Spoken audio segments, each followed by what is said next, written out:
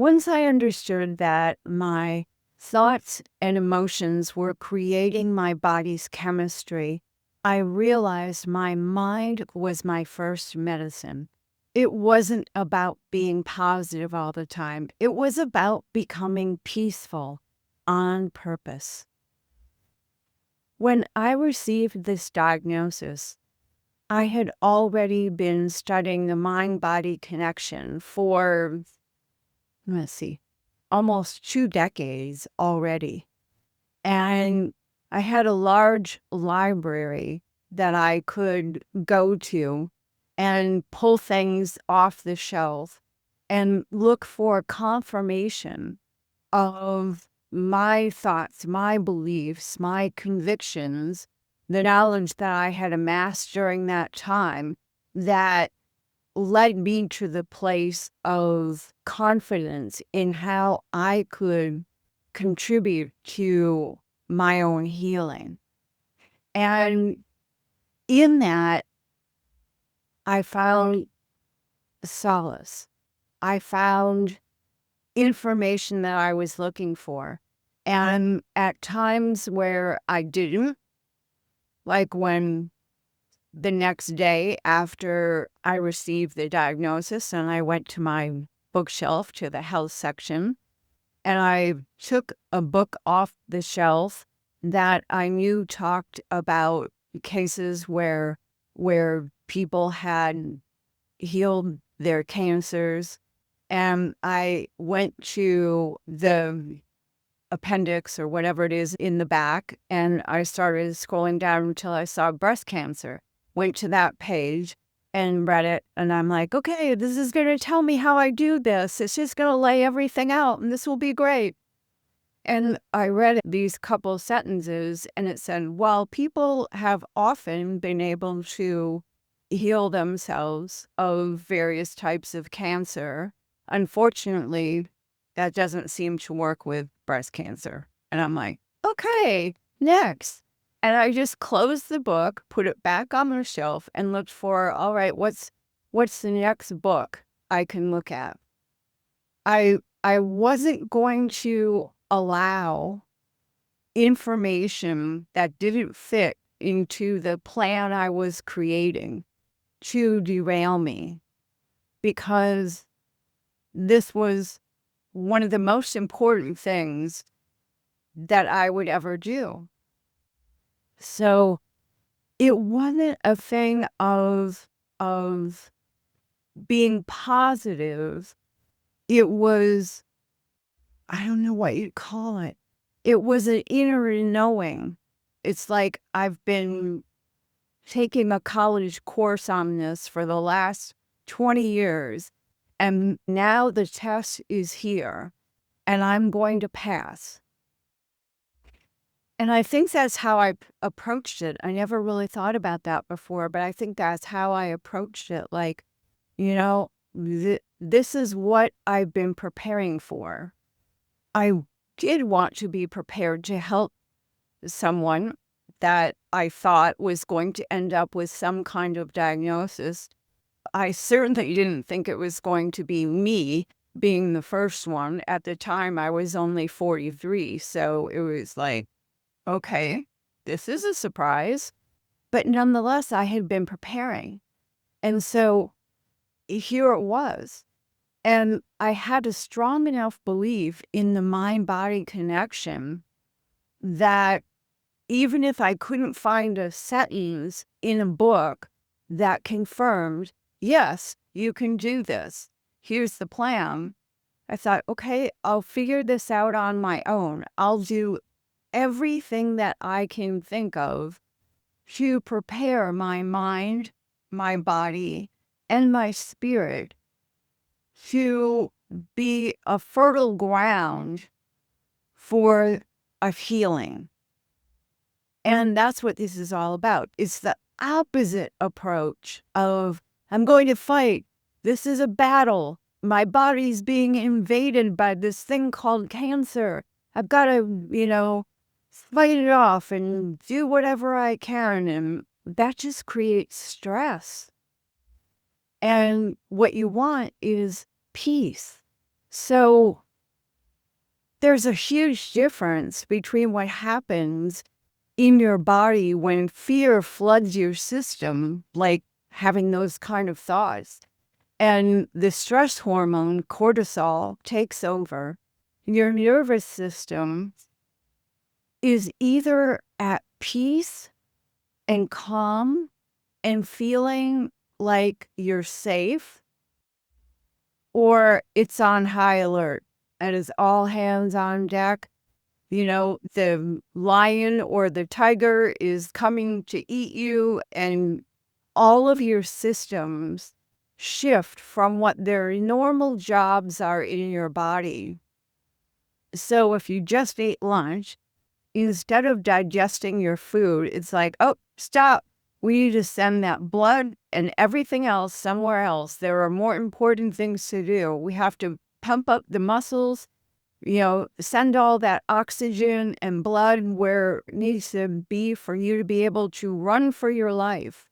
So these are our ancient primal processes that are going on in your body.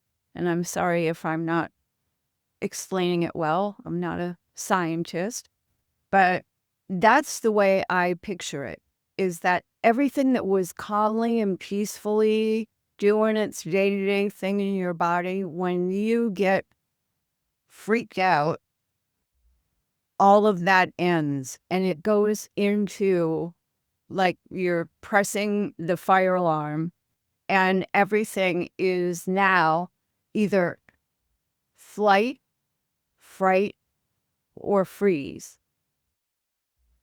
And those are the responses. So some people just want to run from whatever the situation is. Other people are like, okay, I need to fight this. And other people are so frozen, they can't make a decision about anything. They're like, my brain is just a fog. I can't see anything. I can't think about anything. I don't know what to do. And that's what happens when your body is taken over by fear. So when fear hits you, what helps you calm your mind? Is it prayer? Is it breathing, affirmations, meditation, something else? Is it going out for a run, walking around the block? What? Drop it in the comments. Share what your answer is. Maybe your answer will be the thing that someone else needs to read.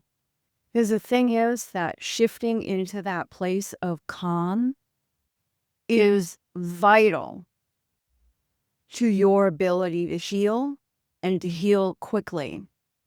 The more stress you have, the more everything gets bogged down.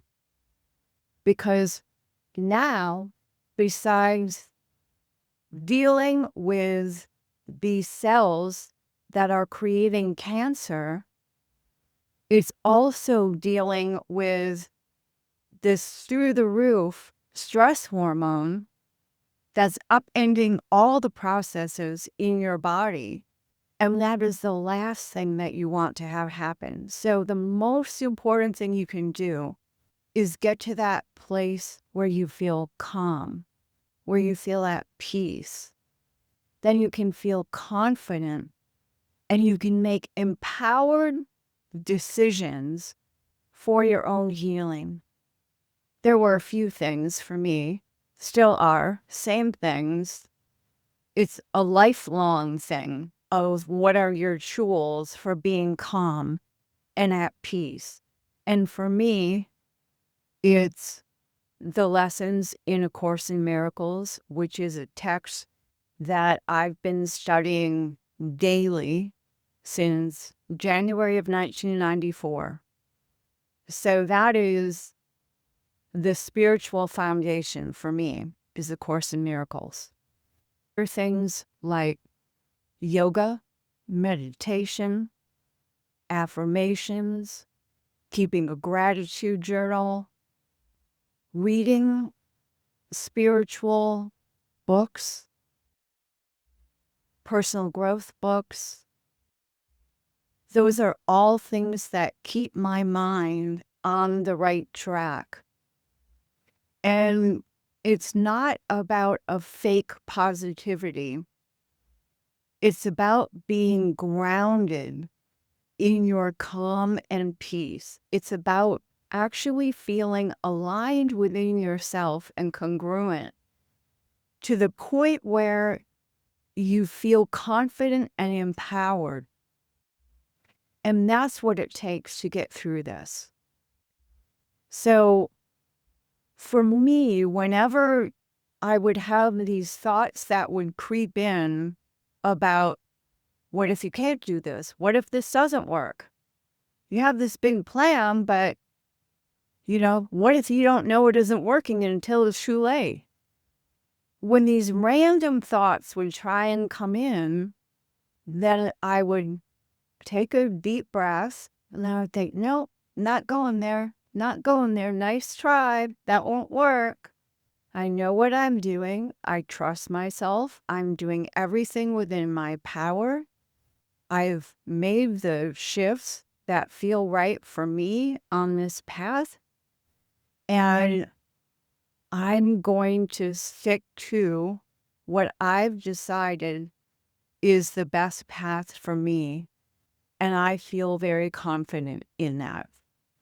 And so affirmations and gratitude journal, where you keep witnessing the positive things that are happening, every little thing in your day. It doesn't have to be something major, but that's what makes a difference. And even on your worst day, in your worst moment, if you go for a scan and it's not good news, or it's neutral news and you were hoping that it was going to be a big leap forward, you're like, okay, not today, but that doesn't mean that this won't be better tomorrow or next week or next month. And you just have to keep focused on the end goal and not let the little steps along the way sidetrack you. It's all about moving forward, and it's finding that grounded place within yourself. That's where your peace lives. And your emotions, your thoughts, and your beliefs are the energetic blueprint for your personal healing. So spend some time thinking about opening the question to your higher self to give you an answer of, what is that for me? And if you haven't already looked at, what do I need to shift in my life that could have contributed to this happening now? What haven't I forgiven? What haven't I dealt with emotionally that's been stuffed down, and now it's saying, no more. I will find a way, one way or the other, for you to pay attention. So what could that be for you? Because I will tell you that the body responds to the mind's message, and peace is the language that it understands. So if this video has given you something to think about, give it a like, leave a comment, and then watch the next video, The Day My Life Split in Two. And I'll take you back to where my story really began.